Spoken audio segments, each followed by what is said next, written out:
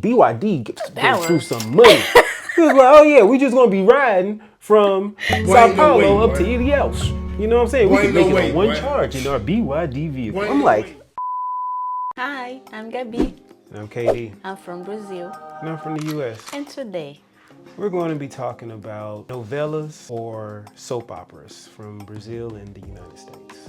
yes. So we decided to do this video because the bane of my existence for all of 2024 has been renascer on the global. Since January 2024, I started to watch renascer and he watched with me every single day. So he's thought about the way the soap opera is in Brazil. And let's see. It has taken up a part of my life. I'm not saying that the soap opera is bad. I'm just saying life has been taken from me to watch this show. It's less than 1 hour show every day. Every day. From Monday to Saturday. From January till September. That's 9 months. A child literally was born and conceived in the time renascer has been airing. See? That's what we're talking about. So first point of discussion, let's talk about length of show and variance of length of show from what I'm used to in the United States versus the typical soap opera or novela in Brazil. So, question, US has soap operas? Yes. Okay, and how the soap opera in US works? Soap operas in US work similarly to the soap operas in Brazil in that they're 45 minutes to an hour, typically an hour, every day. Okay. The length of the show in a sitting period or during a day isn't the problem for me. For it to be a soap opera and last for 9 months like an actual show, I guess, it's very difficult to explain. I don't think that this is necessarily me saying Brazilian soap operas are just bad and American soap operas are better. I equally hate both of them. But what exactly is the difference? I didn't understand. The longest soap opera that I think has ever been running in the United States is called, I think it's Days of Our Lives. It's either Days of Our Lives or The Young and the Restless. Those are the staples. Can you guess how many episodes they are on? 100? Higher. 400? Higher. More than 400? 1,000?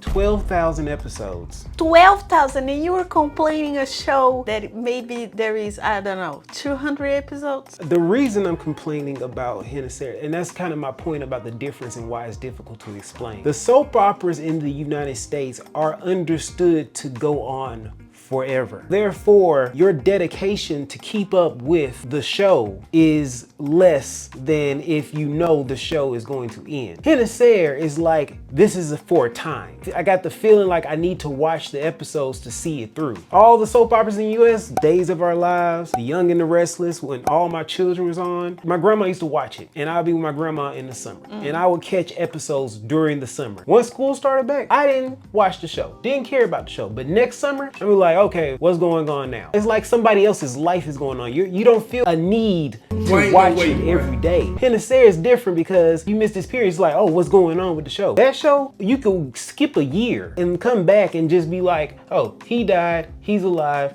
that family's over here. Watch. Okay, I got it. But it's like having the understanding that will end. I prefer that way, that just continue watching forever, you know? I definitely agree. I much prefer, that's kind of my gripe with soap opera. If you ask me, do I want something to actually have a beginning and an ending and not go on indefinitely, I'm choosing the thing with the beginning and the ending.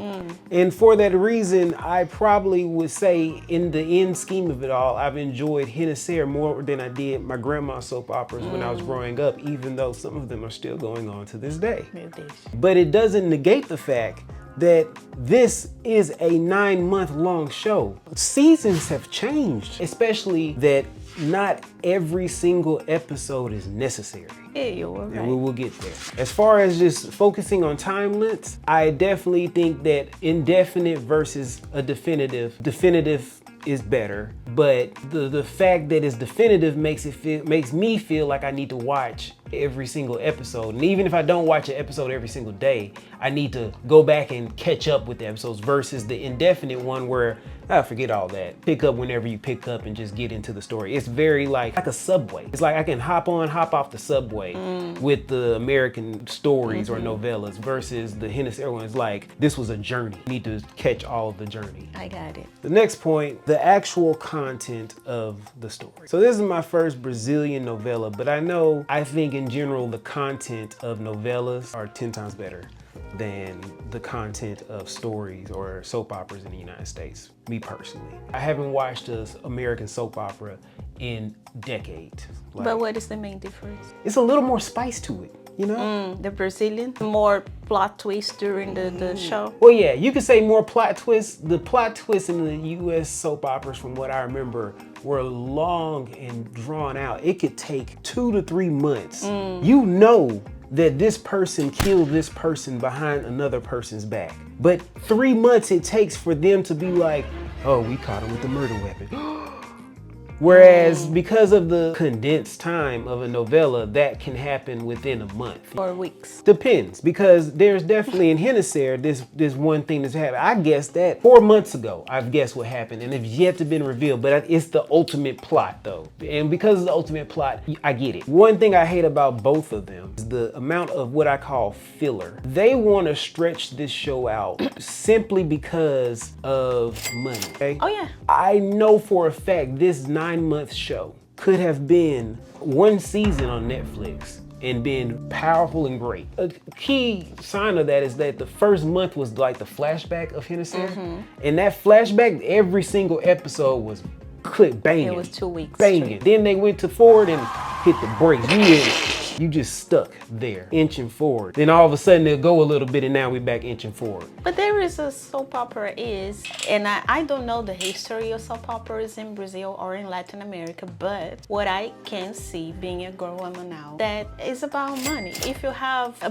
big history and maintain people watching every single day in a prime time, the advertisements at that prime time is like, the most expensive. And I totally understand that the feeling, and we say in Portuguese, a barriga, need to be there because you cannot deliver a show like that in 3 weeks. I think that they are trying some new stuff now, especially with the streaming and app, and people can watch anytime. Yeah, I think in general streaming, and even a little bit before streaming, it really killed the soap opera in the US, because another big difference between soap operas in the US and novelas in Brazil is that your prime time is at night. All of the soap operas in the US come on from like 10 or 11 a.m. to 2 p.m. This is the prime time? This is not considered prime time, but it's daytime, and that's the time of soap operas. I think the reason for it is, one, it's around lunchtime, so that's when people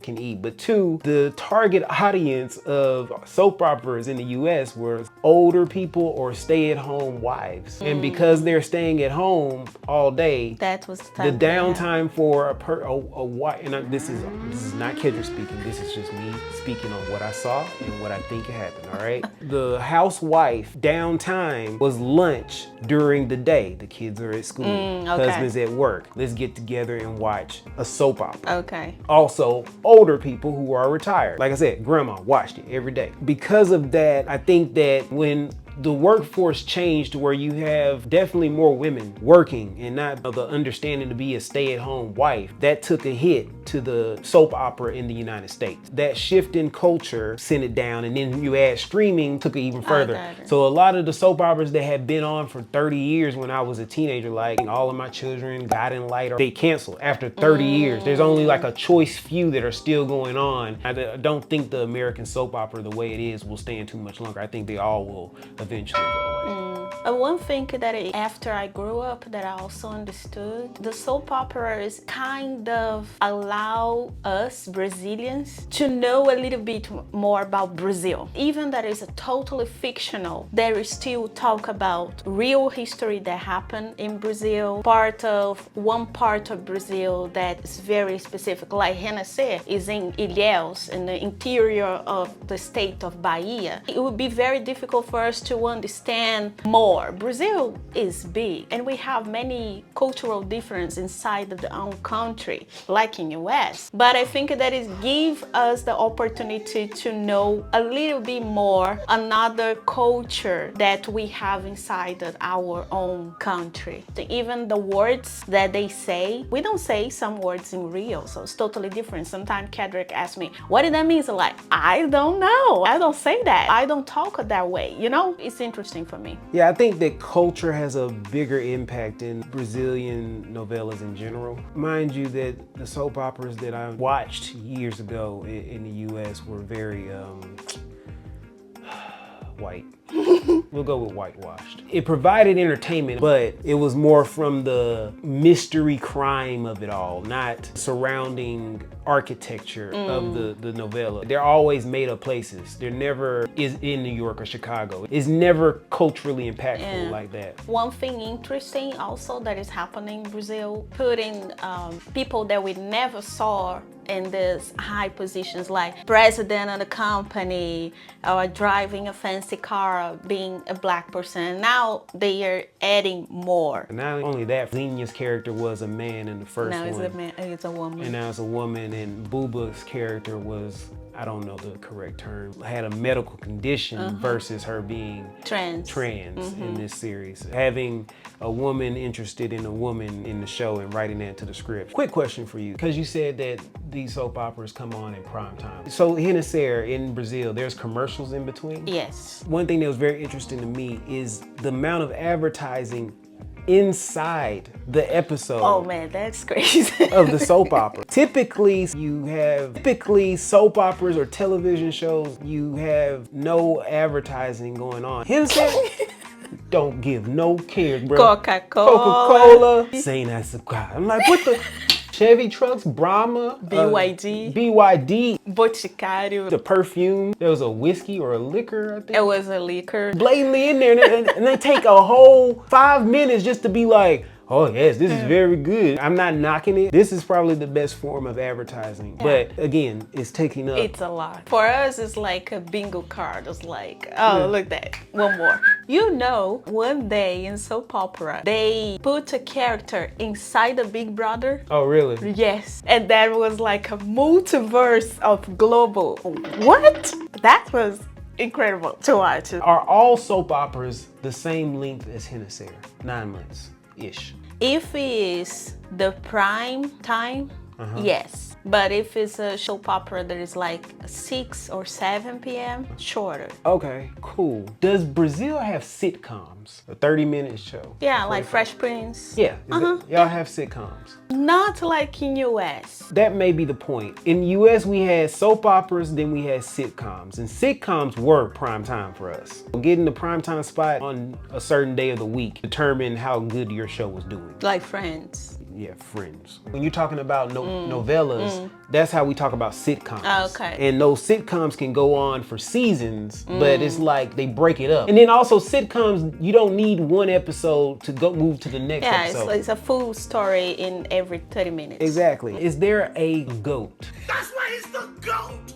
The GOAT! Of novella? The best novella ever? The best novella of all time? Yes, we have Avenida Brasil. That soap opera, many plot twists, not a lot of barriga, very dynamic, and at the end of the soap opera, it doesn't matter if you're a man, if you're a woman, if you're black, if you're white, if you're from the north of Brazil or the south of Brazil, people stop to watch the last episode. Like, who killed JR? It was not about who killed, it was more the revelation of the villain. And that time we didn't have global play, so we need to watch live. And I remember because I was traveling and I could not watch the soap opera. There were a couple of star-stopping moments in soap opera history, but I think the bigger moments came in sitcom history.